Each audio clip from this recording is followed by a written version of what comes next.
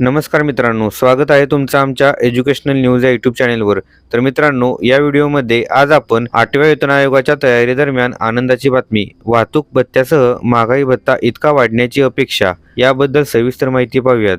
त्याचबरोबर हा व्हिडिओ शेवटपर्यंत नक्की पहा व व्हिडिओ आवडल्यास लाईक आणि शेअर नक्की करा व अशाच प्रकारच्या नवनवीन व्हिडिओसाठी आमच्या चॅनेलला सबस्क्राईब करायला विसरू नका। चला तर मग व्हिडिओला सुरुवात करूयात। तर यामध्ये मित्रांनो, केंद्र सरकारी कर्मचारी बऱ्याच काळापासून 8व्या वेतन आयोगाशी संबंधित पगारवाढीची वाट पाहत आहेत। जानेवारी 2026 नंतरही वेतन सुधारणेबाबत कोणतीही अधिकृत घोषणा झालेली नाही। ICRAच्या अहवालानुसार या विलंबाचा परिणाम केवळ कर्मचाऱ्यांवरच नाही तर येत्या काळात सरकारच्या आर्थिक परिस्थितीवरही होऊ शकतो। दरम्यान कर्मचारी डिसेंबर 2025च्या AICPI IW डेटाची वाट पाहत आहेत, जो जानेवारी 2026 मध्ये अपेक्षित महागाई भत्ता DA वाढ निश्चित करेल अशी अपेक्षा आहे। जुलै 2025 मध्ये DA शेवटचा 55% वरून 58% पर्यंत वाढवण्यात आला होता आणि पुढील DA पुनरावलोकन आता वेळापत्रकानुसार होण्याची अपेक्षा आहे।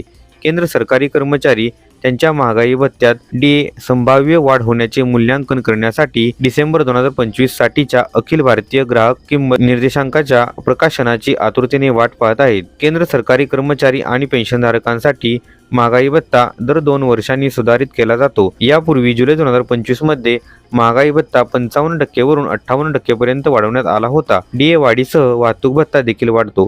डिसेंबर 2025च्या ICPI IW डेटाच्या प्रकाशनानंतर जर DA मध्ये 5% वाढ केली तर 50.14 लाख केंद्रीय कर्मचारी आणि अंदाजे 69 लाख पेन्शनधारकांच्या वाहतूक भत्त्यात वाढ होईल। लक्षात ठेवा की DA वाढीचा परिणाम फक्त वाहतूक भत्त्यावर होतो। घरभाडे भत्ता सारखे इतर भत्ते फक्त मूळ पगार सुधारित झाल्यावरच बदलतात। मूळ पगार सामान्यतः वेतन आयोगाच्या फिटमेंट घटकाद्वारे वाढविला जातो आणि पुढील मूळ पगार सुधारणा जुलै 2028 मध्ये अपेक्षित आहे, जेव्हा 8व्या CPC अहवाल सादर करेल। जर डिसेंबर 2025 चा AICPI IW डेटा 148.2 वर स्थिर राहिला तर DA मध्ये 5% वाढ होऊन 63% होण्याची अपेक्षा आहे। गणना पुढील प्रमाणे: मागील 12 महिन्यांच्या सरासरी AICPI IW ला 2.88 ने गुणाकार केल्यास 426.81 मिळते।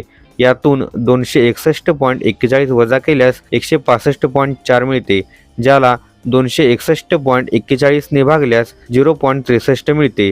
याला 100 ने गुणाकार केल्यास 63% DA मिळतो। सध्याचा DA 58% असल्याने एकूण DA वाढ 5% होईल। 7व्या वेतन आयोगानुसार केंद्र सरकारी कर्मचाऱ्यांचा वाहतूक भत्ता त्यांच्या वेतन पातळीशी आणि ते ज्या शहरात नियुक्त आहेत त्या शहराच्या श्रेणीशी जोडला आहे। सध्या शहरे 3 श्रेणींमध्ये विभागली गेली आहेत: X, Y आणि Z। यापैकी X श्रेणीतील शहरांमध्ये TA सर्वाधिक आहे तर Y आणि Z श्रेणीतील शहरांमध्ये तो कमी आहे।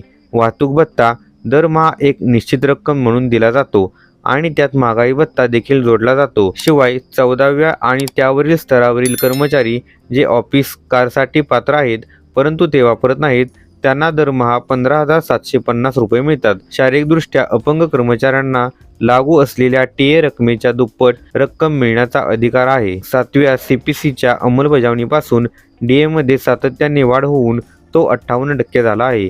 या आधारावर 1,800 रुपयांचा TA असलेल्या कर्मचाऱ्याचा एकूण TA आता 2,844 रुपये आहे। जर DA 5% ने वाढून 63% झाला तर 1,800 रुपयांच्या TA वरील DA घटक 1,134 रुपये होईल आणि एकूण TA 2,934 रुपये होईल। कामगार आणि रोजगार मंत्रालय फेब्रुवारीच्या पहिल्या आठवड्यात डिसेंबर 2025 साठी AICPI IW डेटा जारी करेल अशी अपेक्षा आहे। पटेल म्हणाले, डेटा जारी होईपर्यंत DA किती वाढू शकतो याचा अंदाज आपण लावू शकतो। तर मित्रांनो, हीच माहिती या व्हिडिओच्या माध्यमातून द्यायची होती। अशाच प्रकारच्या नवनवीन व्हिडिओसाठी लगेचच आमच्या चॅनेलला सबस्क्राईब करून या व्हिडिओला लाईक आणि शेअर करा। चला तर मग भेटूयात पुढील व्हिडिओमध्ये। धन्यवाद। जय हिंद, जय महाराष्ट्र।